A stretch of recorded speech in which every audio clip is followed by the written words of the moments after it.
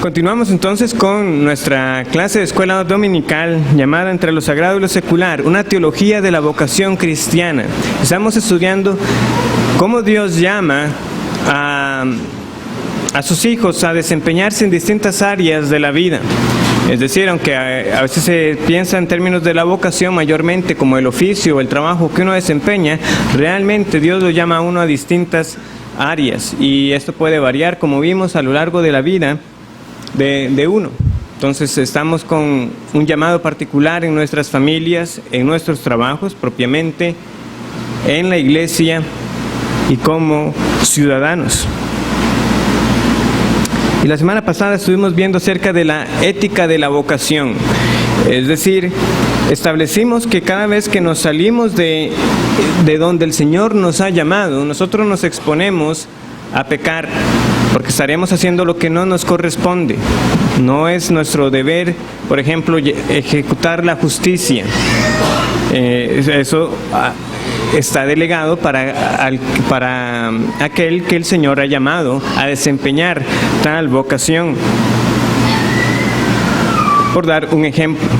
En otros casos no habrá consecuencias morales, pero el salirnos de donde el Señor nos ha llamado solo traerá una pérdida de tiempo, traerá frustración y traerá como consecuencia que el trabajo no se ha hecho como debe ser. ¿Por qué? Porque sencillamente no es tampoco lo que a mí me corresponde.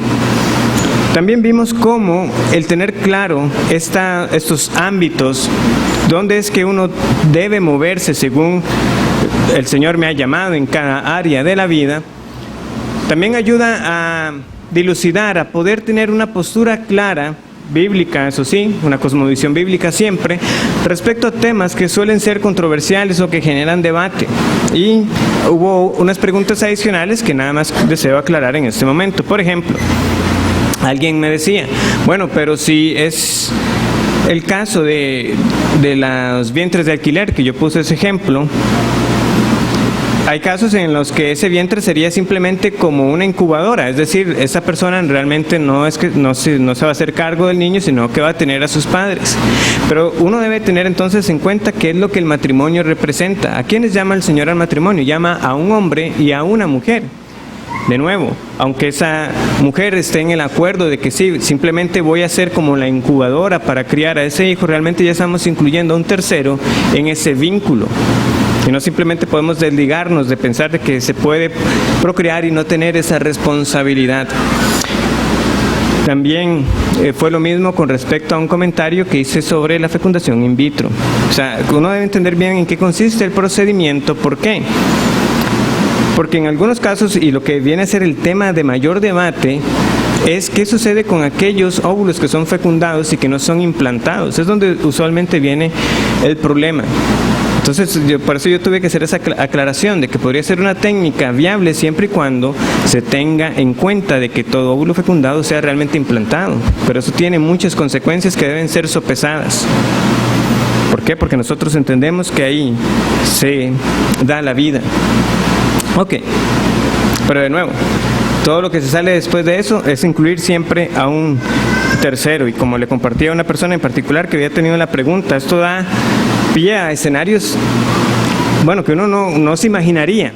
Pero por ejemplo, un autor que suele comentar sobre esos asuntos contemporáneos de una manera bíblica, que es Albert Mohler, comentó hace unos años acerca de un matrimonio que tuvo 2 hijos con 5 días de diferencia, y esto porque utilizaron a 2 otras mujeres como vientres de alquiler.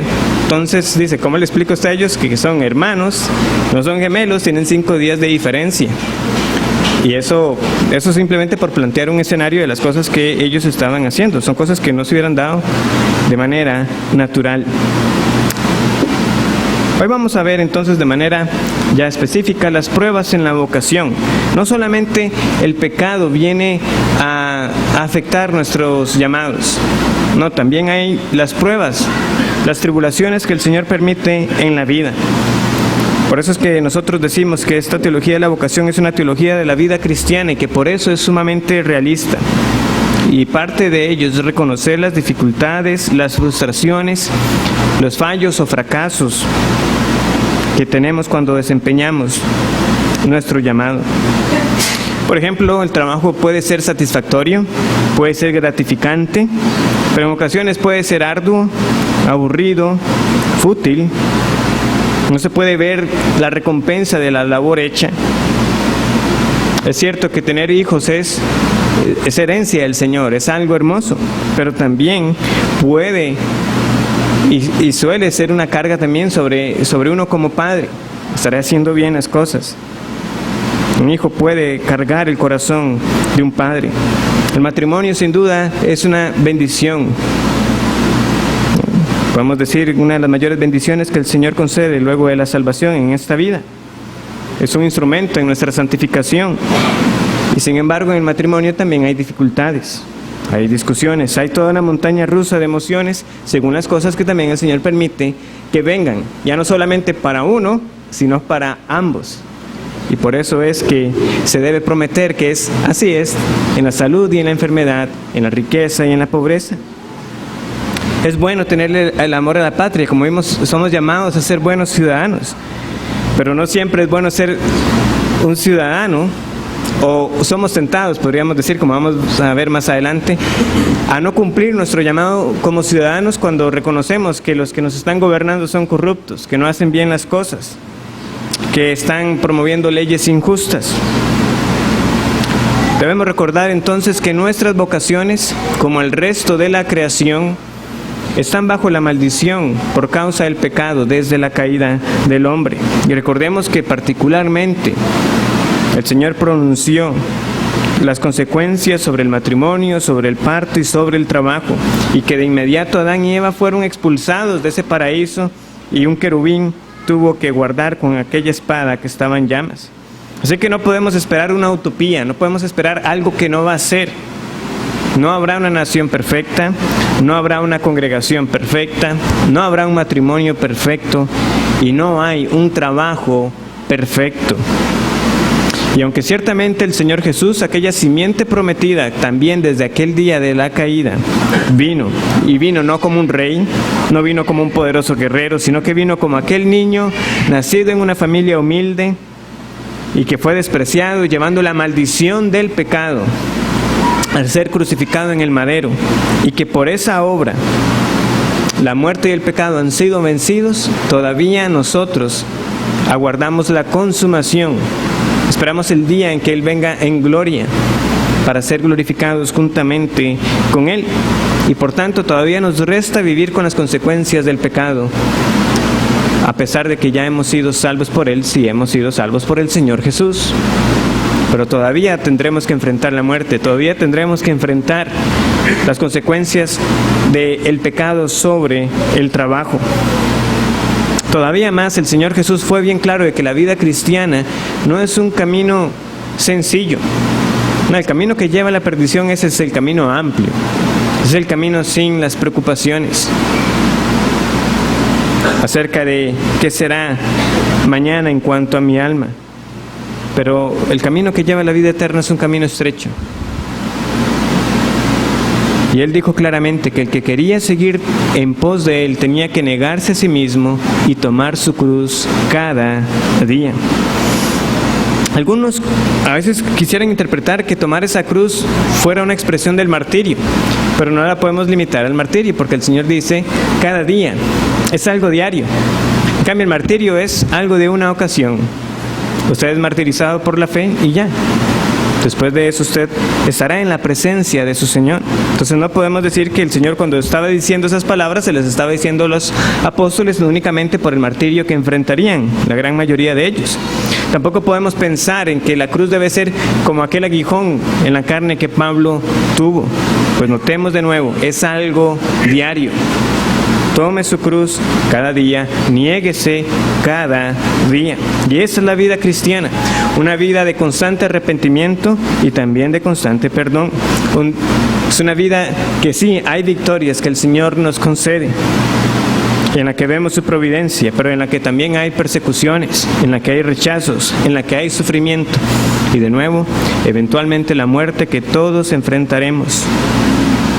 Pero aguardamos ese día, aguardamos el día de la glorificación, pero mientras tanto debemos entonces aprender a cargar esa cruz que el Señor nos llama a llevar.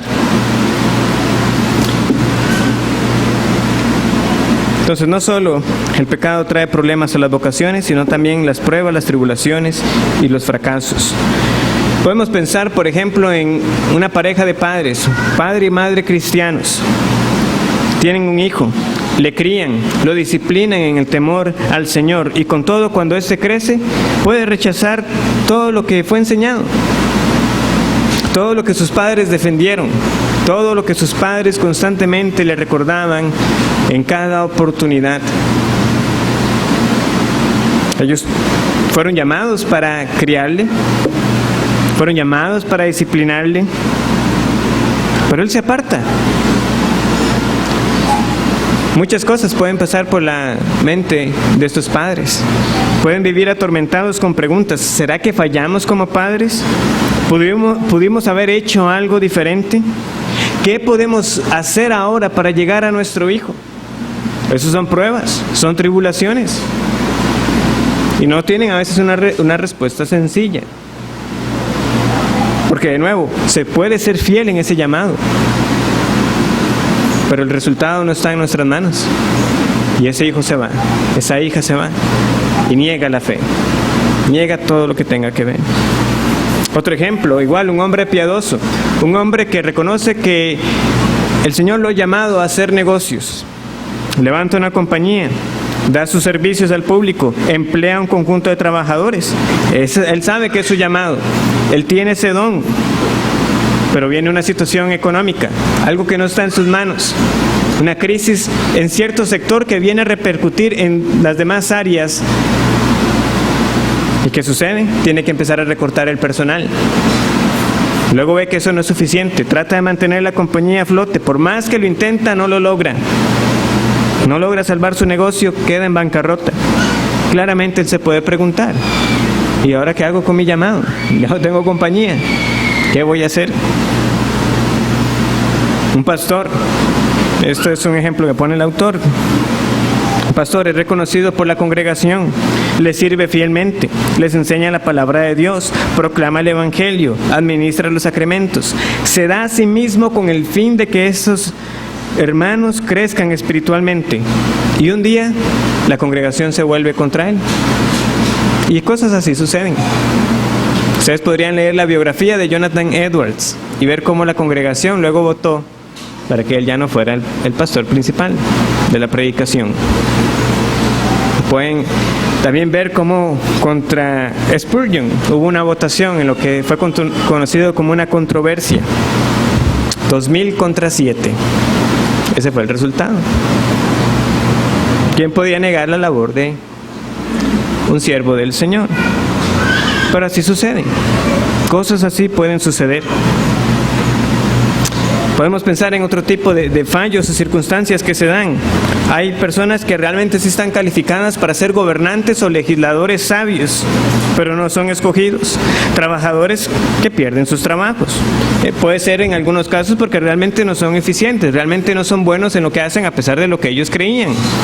Pero hay buenos empleados que son despedidos por reestructuraciones, por el precio de las acciones o cualquier otra circunstancia de nuevo sobre la que ellos no tienen control. Un músico deja de ser solicitado para grabaciones o para recitales, para los eventos en los que él de esa manera se ganaba su vida. O una situación viene, trae fricción al matrimonio y podemos continuar. De nuevo, las pruebas son parte de y van a probarnos a nosotros en nuestras vocaciones. Una persona puede estar desempeñándose bien, de acuerdo a lo que la empresa ha determinado que es un buen desempeño, que a los ojos de uno puede decir esa persona realmente es fiel en su trabajo. Y sin embargo, esa misma persona puede pensar de que no está haciendo una buena labor. Otras pruebas son menos dramáticas, sencillamente nos agotamos. Estamos exhaustos. Parece que aquella satisfacción que nos daba el hacer aquello que sabemos que el Señor nos tiene haciendo, no está. Parece que queda solamente el tedio, la repetición, la monotonía. Algunas de estas pruebas son realmente tentaciones.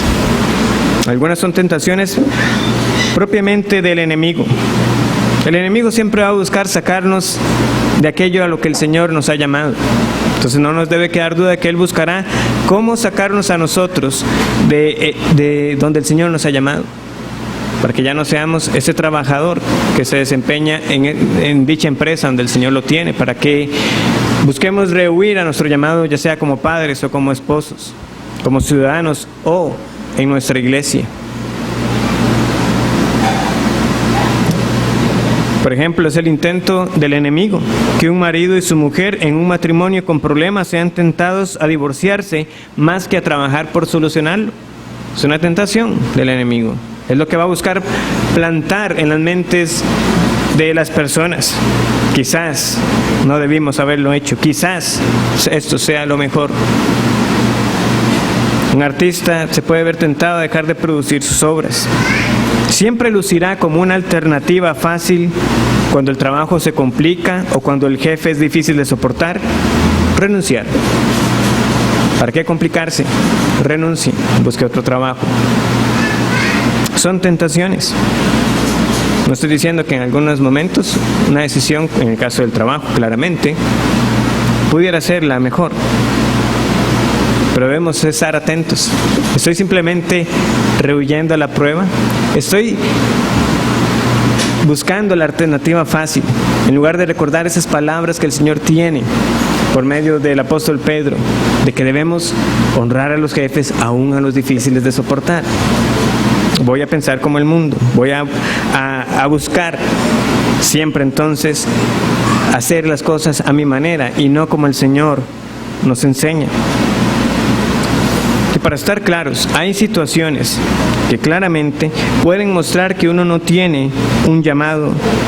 Un recorte de personal o la quiebra de un negocio puede ser la manera del Señor para mostrarnos que, en efecto, eso no era para nosotros y que eso fue lo que utilizó para ahora tenernos donde Él realmente sí nos estaba llamando. Pero hay una diferencia entre esas cosas que están fuera de nuestro control y otra, rechazar voluntariamente ese llamado divino, como cuando se busca un divorcio, porque ese sí no es una alternativa planteada en las Escrituras. O cuando se rehúye el ser responsable por los hijos, porque aquel que no provee para los suyos viene a ser peor que un incrédulo y ha negado la fe. Son palabras que no debemos olvidar. No, hay alternativas que nunca serán la respuesta a pesar de lo que el mundo quiera decir, a pesar de lo que el mundo quiera ofrecer. Otra tentación también que se puede enmascarar muy fácilmente es aquella que viene del éxito. El Señor puede prosperar la labor de uno, pero fácilmente uno puede olvidar el propósito de la vocación, que recordemos es amar y servir a mi prójimo, que es Dios a través de mí, sirviendo a otros. Y entonces empiezo a utilizar ese llamado como una plataforma para mi exaltación. En lugar de servir, utilizo el oficio para ser servido, para ser adulado. Y eso es una ofensa contra la vocación, es un pecado contra Dios. Citando a un autor, dice lo siguiente, a esa parte de la cita para ustedes. El hombre natural está siempre aspirando a levantarse de lo bajo de las alturas, de lo bajo hacia las alturas. Él sigue su tendencia maligna de escapar del servir. Aunque la misma acción de luchar por el honor y el esplendor autocomplaciente, al hacerlo así, él se separa a sí mismo del Dios viviente, quien con amor sacrificial se acerca a su creación y está cercano a los que están en las profundidades. Este hombre se olvida de su prójimo, de tal manera que él no vive con Dios, sino con el diablo, quien lo lleva lejos del camino de su vocación. En otras palabras, el diablo tienta al que ejerce cierto oficio cuando quiere que éste busque su propia gloria. Insistir en ser servido más que servir vuelve el llamado en una ocasión para ahogarse en el orgullo. Esto crea una mentalidad de autosuficiencia también. ¿Por qué? Porque la persona ya no se siente en necesidad, en dependencia de Dios. Esto es lo que yo he logrado. Y esa era una advertencia que el Señor tenía al pueblo de Israel, que no olvidaran, ¿verdad? Que llegaran a decir un día, estas manos son las que nos tienen donde nos tenemos, que estas manos fueron las que le dieron la victoria contra los enemigos y para conquistar la tierra en la que estaban. Quien piensa así ciertamente no ve la necesidad del Evangelio, porque está en esa posición exitosa, haciéndolo bien por su propia cuenta. El enemigo ahí ha ganado, ha torcido la vocación de tal manera que socava tanto el amor por Dios como el amor por el prójimo. Y como vimos, cosas así pueden suceder cuando quien ejerce un oficio lo hace para su propio bien. Habrá quien, teniendo su desempeño en el área legal, no le importará la causa que tenga que defender, aunque sepa que sea una causa injusta. ¿Por qué? Porque prefiere ganar o mantener su fama de que ese sí es un buen abogado. No importa que usted sea culpable, él va a ver cómo lo saca adelante. Prefiere mantener su alta estima, a pesar de que lo que está defendiendo no sea lo apropiado. Hay quienes se dejan entonces corromper, se dejan corromper por el poder, se dejan corromper por las riquezas, por la avaricia. Cuando la meta es solo enriquecerme, usted puede tener por cierto de que ya también se ha apartado, de que el enemigo ahí le ha tentado para que se olvide de cuál es el propósito de su vocación. Cuando usted está trabajando solamente por el dinero, para enriquecerse a sí mismo, para satisfacer sus propios deseos. En contraste, el cristiano debe recordar que donde quiera que el Señor me ha llamado, mi oficio es una oportunidad para servir. Y esto a mí me llevará entonces a la humildad y a la autonegación. Porque antes de servirme a mí mismo, yo voy a servir a otro. Antes de sacar para mí, yo voy a dar para otro. Es una vida de negación, porque así es como sirve Dios.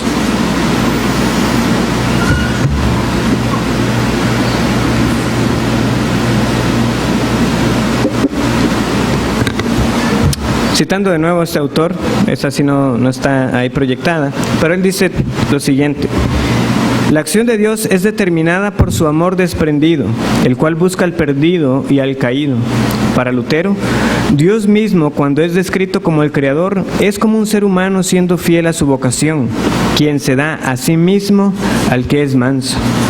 Dios crea de la nada. Él presta atención al despistado y al indefenso que está al borde de la muerte. En la crucifixión de Cristo en el Gólgota, Él fue menospreciado por el mundo. Se mostró a sí mismo como el verdadero creador, uno que hace su obra más costosa de la nada. Un cristiano es, por tanto, una persona que está siempre en necesidad y debilidad, puesto Él es ese nada del cual Dios crea. Las pruebas y tribulaciones, los fallos, los fracasos, nos mantienen a nosotros conscientes de nuestra debilidad y de nuestra dependencia en Dios. También nos recuerda esa empatía que debemos tener por nuestro prójimo, que también está en necesidad, para ser movidos por amor y compasión, por un deseo de servirles, a la luz de la misericordia que hemos recibido de Dios. Recordemos que eso es el principio que el Señor nos enseña en otras partes de la Escritura. Aquel siervo malvado al que le fue perdonado la deuda impagable, que era lo que se esperaba de él, que perdonara las deudas menores. Sabiendo que el Señor Jesús mismo no estimó el ser igual a Dios como cosa a que aferrarse, sino que tomó forma de siervo y vino a servir. ¿Qué va a suceder con el que ha sido salvado por el Señor? Bueno, va a servir a otros. ¿Por qué? Porque va a considerar a los demás como superiores a Él mismo. No haremos nada por contienda ni por vanagloria. ¿Cómo enfrentamos nosotros entonces las pruebas y las tribulaciones? El autor se limita a mencionar dos cosas muy básicas: con oración y con fe. Con oración y con fe. La respuesta dada por los teólogos reformados ante el sufrimiento era que el sufrimiento nos tiene que llevar a nosotros a orar. Quien trabaja sabe que hay momentos en que todos los métodos humanos están bloqueados. En un sentido especial, este es el tiempo para la oración. Lutero destacaba que nuestras oraciones son más intensas y genuinas cuando estamos al límite, cuando los problemas nos presionan al punto de rendirnos, cuando en nuestra desesperación literalmente nada hay que podamos hacer. En ese punto más bajo, en oración, nosotros nos arrojamos por completo al Señor. Pues, dice Lutero, ¿qué clase de oración sería si la necesidad no estuviera presente y presionándonos? Sería esa oración mucho más fuerte.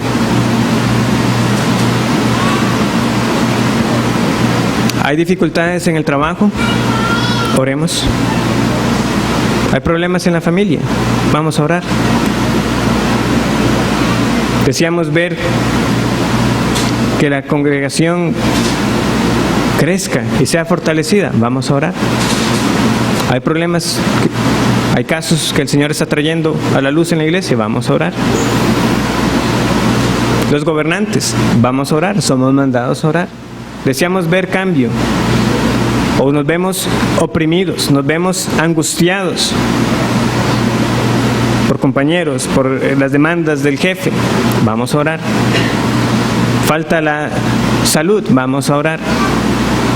Porque si falta la salud, claramente no podré desempeñarme de la misma manera en lo que el Señor me ha llamado. La oración nos recuerda a nosotros que Dios está presente en nuestras vocaciones. Pues, aunque es cierto que Dios no necesita nuestras oraciones para actuar, es cierto que Él manda a su pueblo a que le busque, a que humille su rostro y que ore a Él. ¿Por qué? Porque las oraciones son también para nuestro propio bienestar. Porque Dios en su misericordia para el mundo, Él provee el pan diario. Y no obstante nos manda a nosotros a que oremos y que demos gracias por el pan nuestro de cada día. De nuevo, por un día que no oremos por el pan, no es que ese día no tendremos que comer. Pero el Señor nos ha mandado a orar por ello. ¿Por qué? Porque al orar estamos reconociendo, estamos haciendo ese ejercicio para recordar que lo que tengo en mi mesa es porque Dios lo ha provisto. Caemos en cuenta. Es así como lo recordamos. Y de la misma manera, cuando yo oro, cuando estoy en tribulación y en pruebas en medio de lo que el Señor a mí me ha llamado, estoy reconociendo que eso es lo que el Señor a mí me manda a hacer, pero que si no es con el auxilio y la gracia de Él, yo no puedo hacerlo. Y no podré sobrellevarlo. Cuando oramos reconocemos que dependemos de Él y nos sometemos a su voluntad en conexión a nuestros oficios. Cuando tratamos de cumplir nuestras vocaciones sin la oración, estamos en efecto sacando a Dios de nuestro trabajo. Es como no lo necesito para hacer lo que tengo que hacer. Es lo que estamos diciendo. Que las dificultades que estoy teniendo, yo voy a salir adelante sin la ayuda de Dios. Debemos orar por las necesidades que se presentan y por las pruebas que el Señor permite, sea en la familia, en el trabajo, en la comunidad, en la iglesia. Y Dios contestará. Él siempre contesta. En algunas ocasiones, Él concederá esa petición específica que tenemos. En otras ocasiones, obrará en nosotros para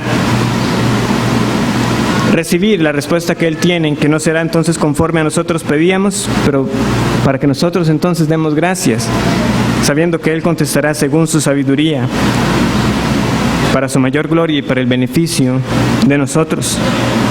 Pero cualquiera que sea su respuesta, nosotros descansamos enteramente en Él para el resultado. De nuevo, lo que tiene que primar en nosotros es, yo estoy llamado a cumplir algo específico. El resultado no está en mí, el resultado no está en mi control, pero sí está en el control de Dios, sí está en sus manos. Por eso podemos dejar el resultado a las manos del Señor. Por eso echamos nuestras cargas a Él, nuestras ansiedades sobre Él, porque Él tiene cuidado de nosotros. Sí, padres y madres han de llevar sus llamados como padres. Deben cumplirlo. Sí, imperfectamente, pero saben que están llamados a criar y a disciplinar a sus hijos en la amonestación y en el temor al Señor. Si el niño crece y se aparta, aunque eso sea doloroso, se debe descansar en que nuestro llamado fue criarlos en esa amonestación y en esa disciplina. Esa es nuestra vocación, pero la salvación, eso no está en nuestras manos. No somos llamados a salvarnos porque la salvación es del Señor.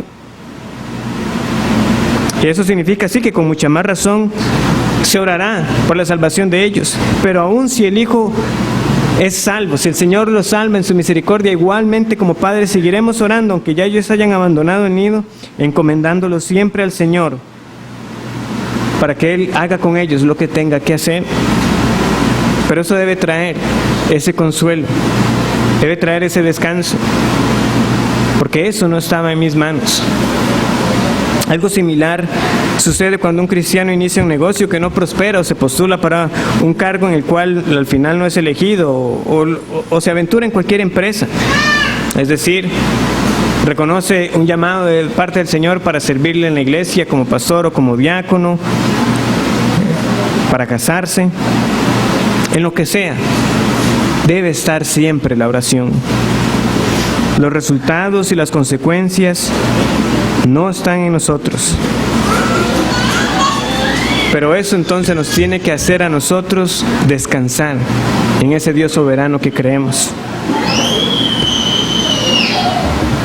¿Qué pasará? ¿Qué será en el futuro? Está en las manos de Dios.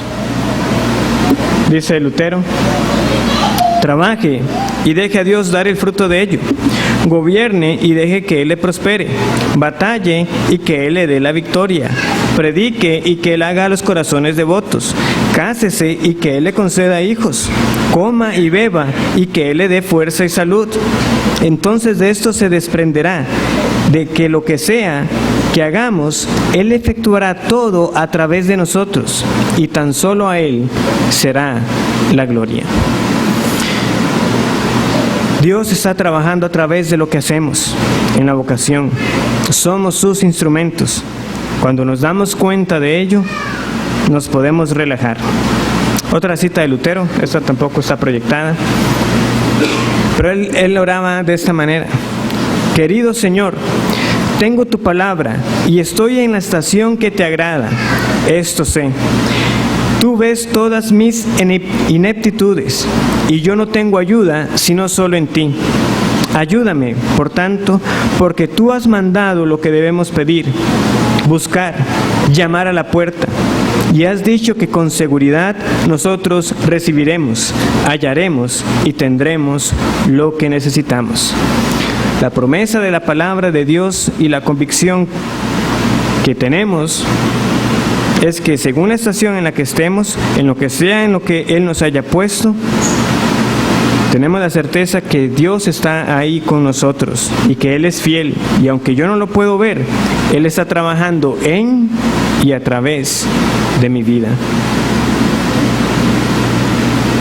Entonces también las vocaciones nos llaman a ejercer nuestra fe.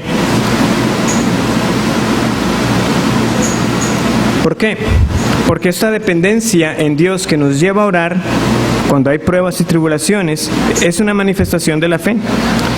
Porque así como confiamos en Jesús para nuestra salvación, también confiamos en Cristo para cada faceta de nuestras vidas diarias, al punto que nosotros, al negarnos a nosotros mismos, al llevar nuestra cruz, descansamos más y más en la cruz de Cristo y crecemos en fe. Por eso para el cristiano siempre hay beneficio en las pruebas. Cuando Dios permite esos fracasos, cuando el Señor permite esas tribulaciones, esas derrotas, esos obstáculos, cuando vienen esas cosas amargas a la vida, sabemos que el Señor lo está utilizando para acercarnos a Él y por eso nos benefician en lugar de dañarnos. Pero para una persona sin fe, estas circunstancias amargas son verdaderamente amargas, son verdaderamente malas. Le testifican de la ira de Dios y ponen al hombre a la merced de Satanás. ¿Por qué? Porque sin fe será dado a la impaciencia, al egocentrismo, a renegar al Dios en el que no cree. El problema del mal, del por qué hay maldad en el mundo, del por qué hay pecado, es una piedra de tropiezo para aquellos que no tienen fe. Pero para los que el Señor ha salvado y les ha dado esa fe para salvación, es para acercarnos a Él, es para ser fortalecidos. Otra cita más. La fe crea descanso, satisfacción y paz, y aleja la fatiga. Pero donde la fe falta, y un hombre juzga según sus propios sentimientos, ideas y percepción, he aquí que la fatiga aumenta, porque él siente solo su propia miseria y no la de su prójimo. Él no ve sus propios privilegios y no ve cuán desafortunado su prójimo es. El resultado de este sentimiento de insatisfacción es una aversión, es un problema y un esfuerzo en todo lo que hace en la vida. Él se impacienta y pelea contra Dios. Él amarga su vida y el infierno será su recompensa. Aquí usted ve cuán necesaria es la fe en todo. Cómo hace las cosas llevaderas, buenas y placenteras, incluso en la prisión y la muerte, como los mártires dan prueba de ello. Pero sin fe, todas las cosas son difíciles, amargas. Incluso si todos los placeres y gozos del mundo entero fueran suyos, tal como lo muestra la vida de los ricos y poderosos, quienes viven las vidas más miserables de todos. Por supuesto, en el contexto donde esta frase es dicha, no está diciendo que la vida cristiana precisamente se trate de una vida de felicidad entendida como sonrisas todo el tiempo, aunque sí de un gozo que es superior. No, porque precisamente hay pruebas y tribulaciones, ni tampoco que los impíos vivan amargos todos los días, que vivan tristes. No, muchos de ellos realmente piensan que están viviendo una gran vida porque ignoran el juicio venidero y las consecuencias de su vida de pecado. Es lo que Asaf nos recuerda en el Salmo 73. Cuando se olvida eso, para usted cree que esos impíos están viviendo una gran vida, pero hasta que entrando en el santuario comprendí el fin de ellos. Eso no es lo que está diciendo la cita. Lo que está diciendo es que cuando vienen esas pruebas y tribulaciones, usted verá que hay una diferencia en cómo la lleva el cristiano y cómo la lleva el que no tiene fe, cómo la lleva el incrédulo. Para el cristiano, como nos recuerda Santiago, y podemos ir a Santiago capítulo 1, las pruebas en efecto son un motivo de gozo. Versículo 2 y 3.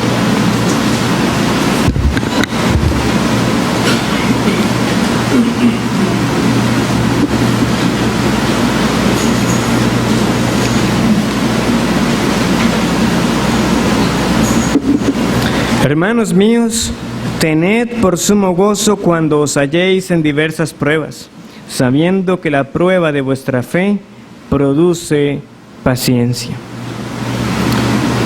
Otro autor en otro de los materiales ilustraba esto. Él dice, suponga que hay dos carpinteros. Realmente, como decíamos, ¿verdad? Hace muchas semanas, no es que haya una manera cristiana de clavar y una manera incrédula de cortar la madera. Realmente están haciendo sus oficios y a vista humana no hay aparentemente mayor diferencia. Pero un día hay un accidente y ambos tienen que ir al hospital y tienen que recuperarse. El cristiano está en su camilla orando al Señor, ejerciendo su fe para que el Señor le ayude a llevar esa prueba que le ha venido. El incrédulo está en la otra camilla renegando, descontento, insatisfecho por lo que le ha acontecido. Finalmente ambos se recuperan y regresan a sus labores. El cristiano ahora viene más cerca de Dios, viene con su fe fortalecida, ha ejercido su fe en medio de las pruebas en su vocación. El incrédulo solamente se ha apartado más, a menos que el Señor en su misericordia quiera quebrantar su corazón y hacerse preguntar cómo fue que ese otro hombre pudo llevar la prueba de una manera distinta, y sea una oportunidad para que ahora sí escuche el Evangelio. El testimonio de nosotros como creyentes debe ser uno que en efecto, sin importar lo que el Señor traiga a nuestras vidas, es uno que puede hallar gozo en cualquier prueba que el Señor traiga. ¿Por qué? Porque el Señor no las trae para que no sean sin provecho, para que no sean sin beneficio. como exponía en su momento, como mínimo, el Señor cuando trae las pruebas es para que haya paciencia, es decir, para que nosotros podamos soportar las otras pruebas que vendrán. ¿Por qué el Señor está permitiendo en esto en mi vida? Bueno, porque te está fortaleciendo, te está enseñando para lo que vendrá. Vendrán cosas más, pero ya las podrás enfrentar de una mejor manera, porque tu fe ya no será la misma, será una fe que estará más fuerte. Y en medio de ello, dar un testimonio al mundo, que sí, es cierto que el trabajo está bajo maldición, que aún como matrimonio cristiano, como familia cristiana, hay dificultades, pero tengo al Señor, a quien puedo acudir en oración y a quien puedo echar toda mi ansiedad. El Señor les bendiga y ya saben, si tienen preguntas me las hacen llegar.